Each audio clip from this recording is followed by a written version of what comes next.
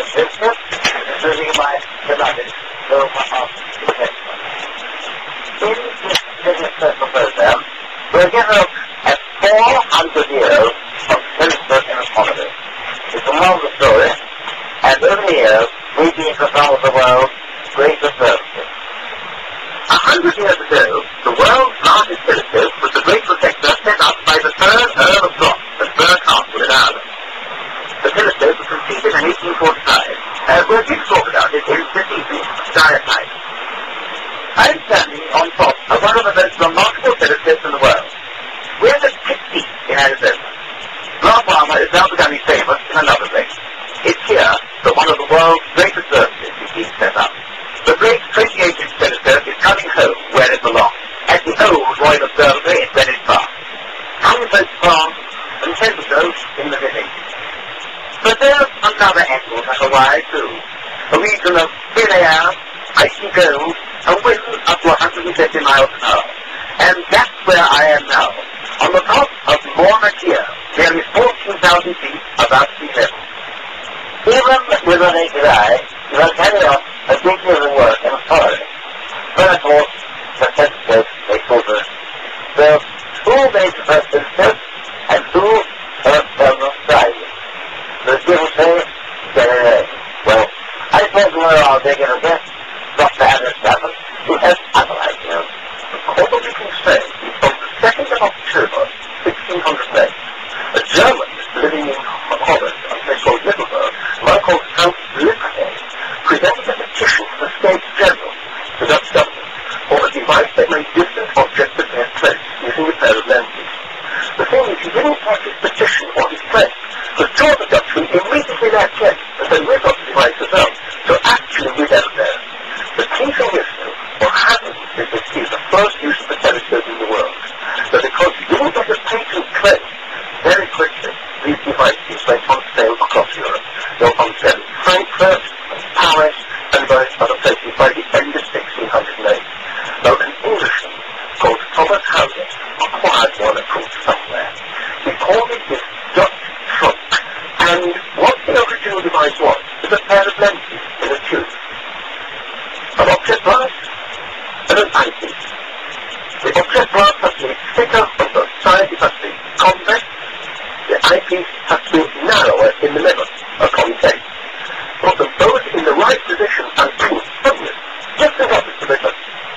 Now what the Dutch were finding is that in electric ships or distant buildings, the Dutch of course at that time were at war with Spain, it was a war of liberation against Spain. This was a secret device, but Harriet used it in transit. On the 26th of July, 1609, he looked at the 5-day moon. The Harriet was the first telescopic astronomer, without any doubt, or the first one on written record. And over the course of about a year and a half, Harriet went to series of maps. Now it's true, by the summer of 1610, he would have had Galileo's observations, which had been published in Venice in March 1610, and we know we're observing in England in June of that year. But also, too, Harriet is making better drawings of the moon than anything in Galileo. And then he makes an undated map, but certainly around 1610-11 of the whole moon.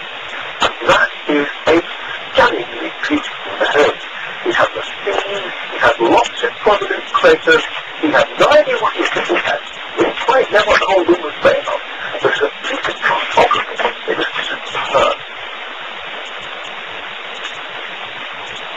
This is my main telescope, my 15-inch protector.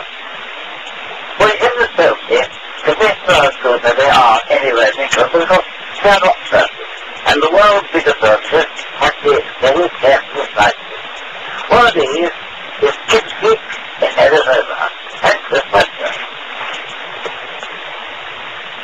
Deep in the Arizona desert, 40 miles away from the bright lights of Tucson, is a world-famous collection of telescopes. Astronomers first came here almost 60 years ago to the clear sky and the dry air. From a distance, you can still see the sparkle of the silver and white dome gleaming in the relentless sunshine.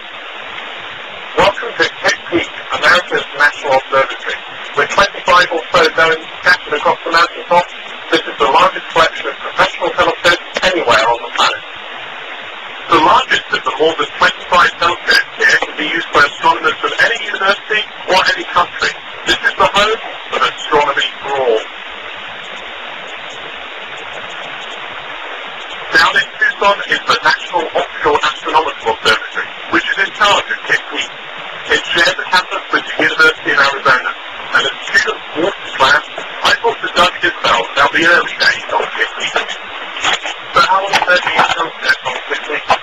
Well, 50 years ago, the KIT was selected as the site of the U.S. National Observatory after a search all across the continental United States. About 150 sites were looked at, and KIT was selected due to very, very clear, dry weather, its overall good climate, its dark skies, and also the close to practical things like the university, like Air Force, where the scientists fly in from the universities, which are largely in the east, like 60% of the first place to get these eastern scientists and the western scientists a place to do their astronomy, which was nice dark sky.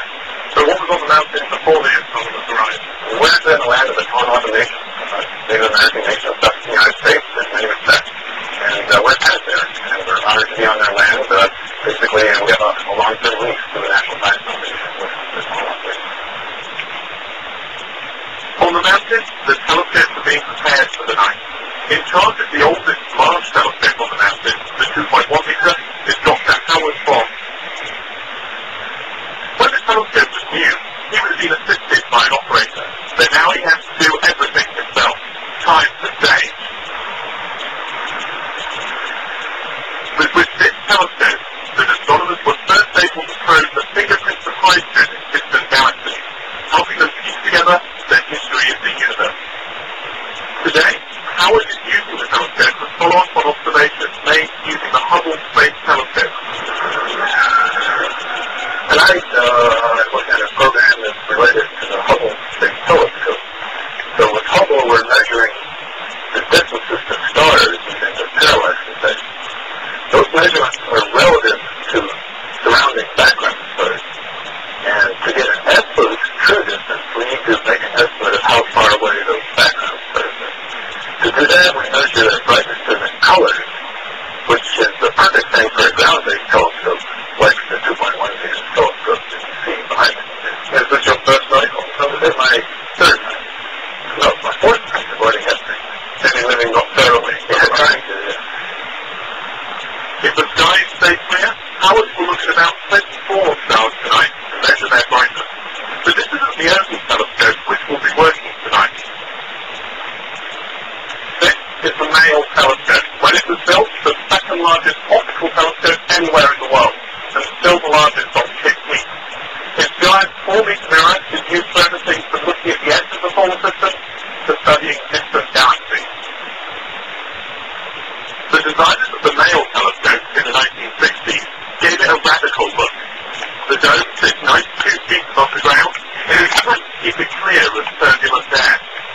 As with all telescopes, it's kept up to date with new cameras and instruments, but the control room still has something of the feel of the inside of a battleship.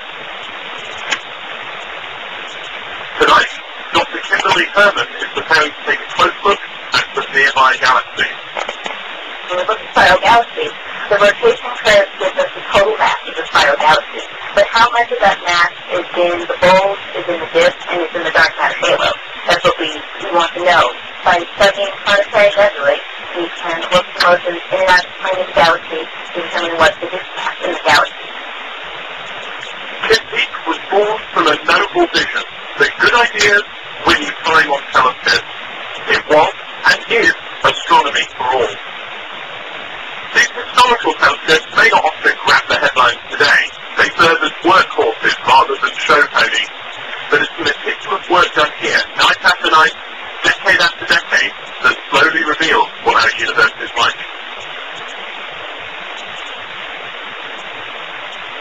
KIT, for me, is a forethought. Overall, I think this is KIT too. There's a why, and that's a dollar business. All of these are built as a reference of the potential country.